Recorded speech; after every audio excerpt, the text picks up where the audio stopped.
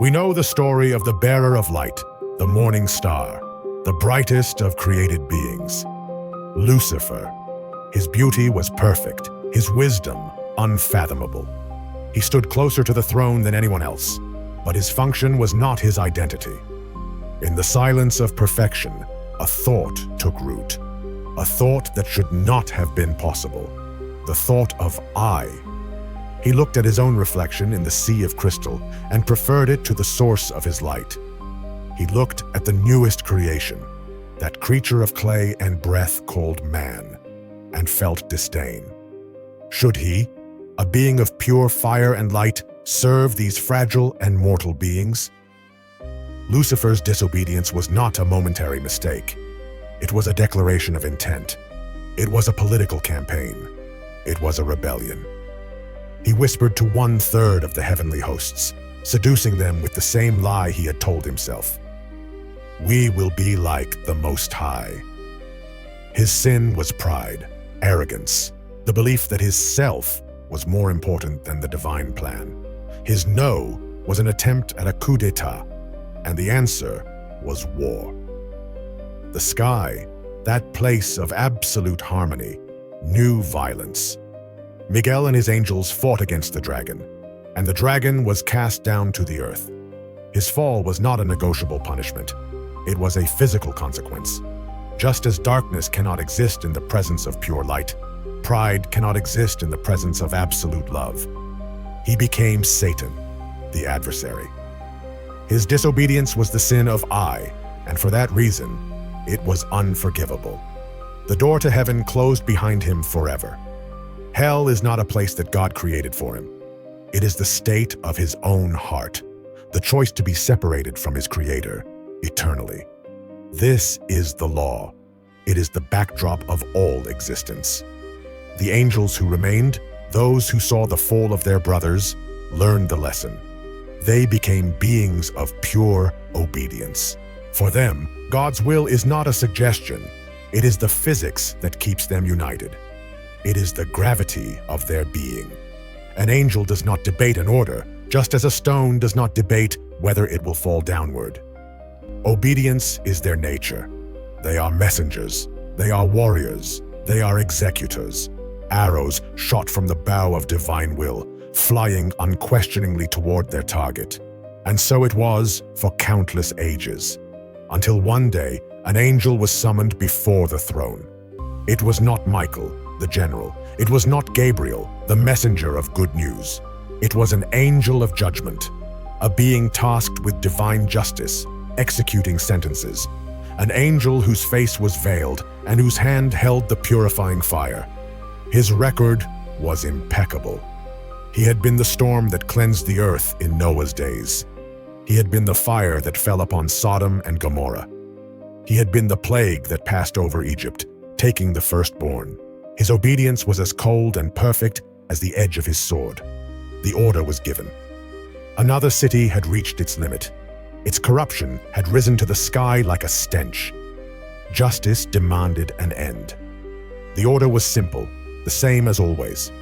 Go, descend, and leave nothing behind. The angel nodded. He covered his face, spread his wings, and fell from eternity into time. He pierced through the atmosphere like a meteor of pure intention, invisible to the human eye, his mind fixed on one thing: obedience, destruction, fulfillment of will. He landed on the main street of the condemned city, just as the sun was beginning to set. The air was filled with the noise of life. Vendors shouting, music playing from taverns, the smell of baked bread and spilled wine. And yes, he saw the corruption that had been described to him. He saw the merchant deceiving the widow. He saw the strong oppressing the weak. He saw the cruelty and selfishness that had provoked God's wrath. He raised his hand, ready to unleash the heavenly fire that would consume the walls and reduce everything to ashes. But then he saw something else. In an alley, away from the corruption of the markets, a small boy was crying. He had fallen and scraped his knee. And a woman, a prostitute whom everyone mocked, stopped. She looked around, and seeing that no one was watching her, She knelt down, cleaned the child's wound with a piece of her own veil, and gave him her last piece of bread to stop him from crying. The boy hugged her, and the angel, for the first time in his existence, hesitated. His hand, raised for destruction, began to tremble. He moved through the city, but now his eyes were open in a new way. He no longer saw only sin. He saw complexity. He saw a rough soldier, guilty of 1,000 crimes, but at that moment at home, rocking his newborn baby with a tenderness that contradicted his nature. He saw two brothers who had argued and betrayed each other, meeting on a corner and, after a long silence, embracing with tears of reconciliation. He saw an old priest who had lost faith and performed the rites vacantly, kneeling in private and whispering, "God, if you are there, help me." The angel saw sin, yes, it was everywhere. But beneath sin, he saw the spark, the Creator's fingerprint. He saw the image of God, broken, dirty, disfigured, but present. Present in the act of kindness of the prostitute. Present in the soldier's love. Present in the brother's forgiveness. Present in the honest doubt of the priest. The order was clear. Destroy everything. But what the angel saw was God himself, hidden in the hearts of those he was supposed to destroy.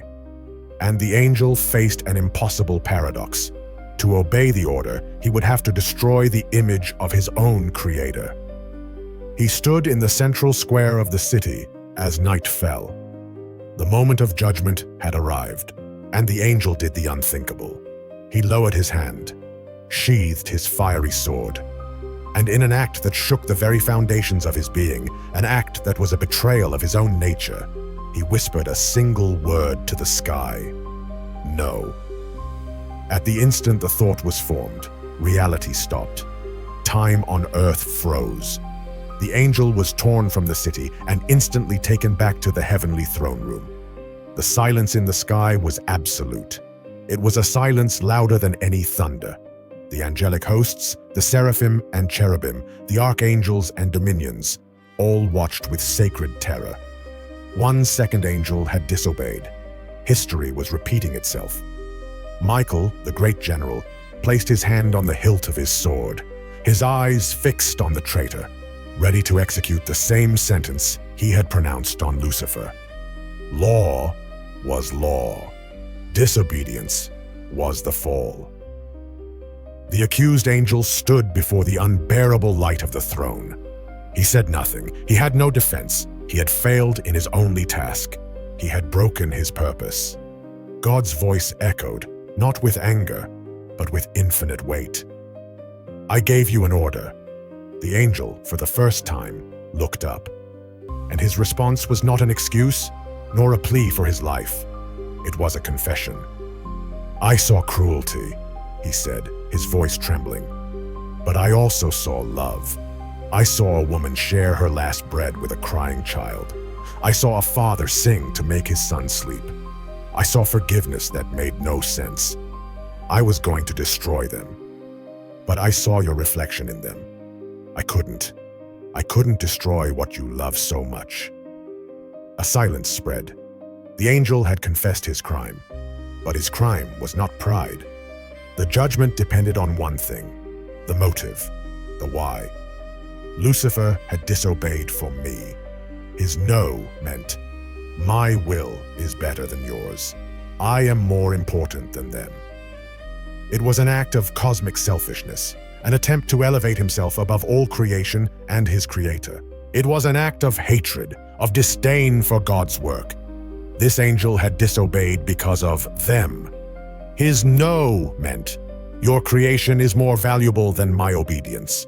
The love you put into them is more important than the justice you sent me to execute."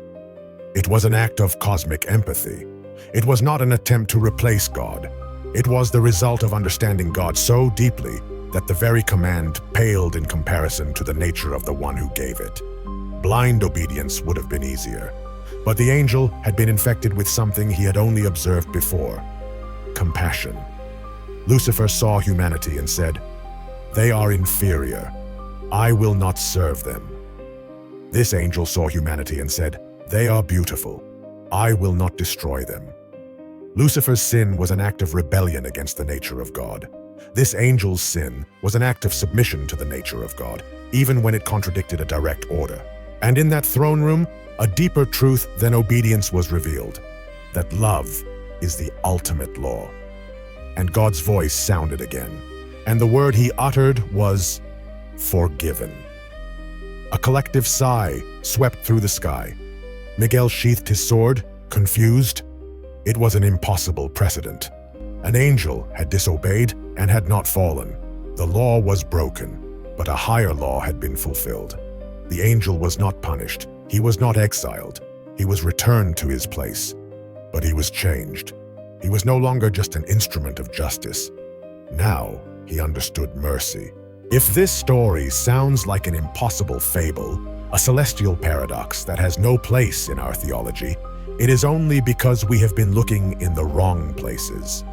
We have been seeking a being with wings when we should have been seeking a human heart. Because this disobedient angel, this archetype of love that defies a divine order, we have seen before. He walks among us. We saw him in the desert, in the form of a man named Abraham. When God revealed his plan to destroy Sodom, Abraham did not nod in blind obedience. He did not say, "Let your will be done." He did the unthinkable. He challenged God. He stood in front of the impending storm and began to bargain. "Far be it from you to do such a thing, to make the righteous perish with the wicked," he said. It was a bold accusation. He was questioning the morality of the judge of all the earth. And instead of striking down Abraham for his insolence, God listened. He committed. He accepted his servant's argument. Abraham was acting with the same spirit as our forgiving angel, placing compassion for the innocent above passive acceptance of judgment. We saw it in an even more powerful way on Mount Sinai. While Moses was on the mountain receiving the law, the people of Israel below built a golden calf and worshipped it. The betrayal was instant and complete. And God, in his anger, gave Moses an order: "Leave me now, so that my fury may burn against them and consume them, and I will make you a great nation." This was a direct order from God. "Step aside. Let me destroy them." A blindly obedient angel would have stepped aside. They would have accepted the promotion. But Moses was not a blindly obedient angel. He was a man who loved his people. And in an impressive act of defiance, he disobeyed God. He refused to step aside. He physically interposed himself between God's wrath and the people. And he argued, not just for the people. He reminded God of his own reputation, his own promise, and then he uttered the most astonishing words of all. "But now, if you forgive their sin, well, and if not, erase me now from your book that you have written. Kill me instead of them." This was Moses' disobedience. It was a firm no to God's declared intention. It was an act of such profound love that he was willing to be condemned, to be erased from existence, to save those who had sinned. It was the same choice as our angel: love for creation above obedience to the command. And what was the result? Was Moses thrown off the mountain? Was he destroyed for his rebellion? No. The text says that God repented of the harm he said he would do to his people. Moses' disobedience, born of love, saved a nation. His argument, based on compassion, changed the divine decision. Moses acted like the angel who was forgiven. Or perhaps the forgiven angel simply acted as a human with Moses' heart would have. There are other legends, echoes of this truth. In Islamic tradition, there is talk of Harut and Marut, two angels who looked down from the sky and criticized humanity for their sins. God, to test them, gave them human passions and sent them to earth. They failed spectacularly. They fell into lust, wine, and even murder. Their disobedience was real. But unlike Iblis, Satan, their sin was not pride, it was weakness. And although they were punished, they were not condemned eternally. They were given a choice: a temporary punishment on earth or an eternal one in the hereafter. They chose earthly punishment, and legend says they hang upside down in a pit in Babylon, teaching magic to humanity, but also as a reminder of mercy. Their punishment was a choice. Lucifer was never given a choice. These stories, these echoes, point to the same conclusion. The sin of pride, the sin of I, is the final fall. It is the black hole of selfishness from which nothing can escape. It is the choice of oneself above all else. But disobedience born of love, the sin of compassion, that is a different story. It is a reflection of God's deepest nature.